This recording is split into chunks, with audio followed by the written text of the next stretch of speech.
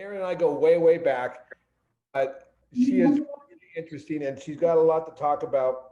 And it was nice this afternoon to talk to some of you guys out there that you had just read her latest story, our Ravaged Lady. You know, again, it's an award winner. Erin's won a lot of awards, and I won't even go through the list. Um, but she's well-known writer, author, poet.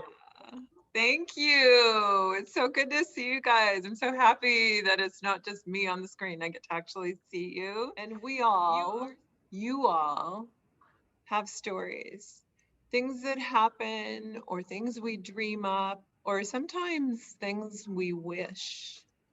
And what we do with them can really change the world. So, my first thing I would say to you is never ever forget that thing that you love to do the most, that thing that makes you most feel like yourself.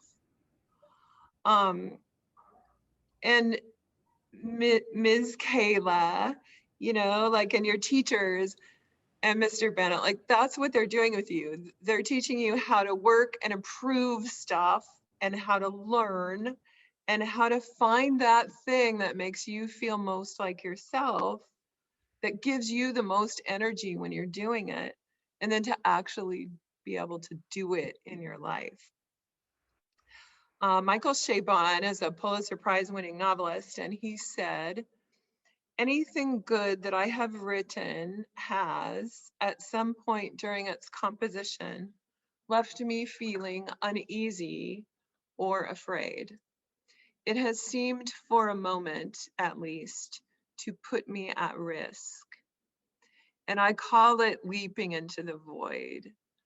And I teach a writing workshop that's called that, because everything that I'm going to talk about that Mr. Bennett asked me to sort of trace my writing journey, and every part of it involved things that made me feel like I was at risk and kind of afraid. But I would say to you to find your niche, like find that place where like your teachers and your friends and your parents, they see your gifts, and to use your gifts when you're in a place that uses your gifts to the max, that's your niche.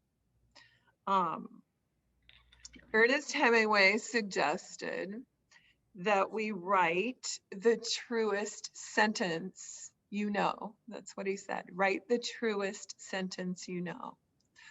So I wanted to give you a minute.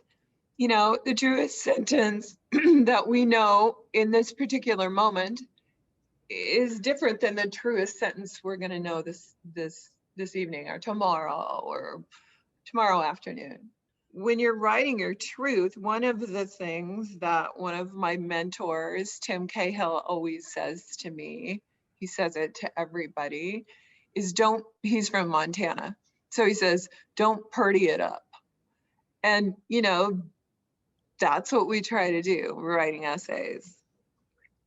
It's a scary thing to share your truth. I have a friend, and yesterday I saw that she's a stage performer, and she's pretty famous. She's been on CNN, and she went to the White House when Obama was there, and she performs for thousands of people. And she said, I'm doing this new stage show, and it's like revealing one of my big truths. And she said, I'm so afraid. So, when we're in the business of finding that thing that makes us feel most ourselves and sharing it, it's a scary thing. It always is. I'm not going to lie.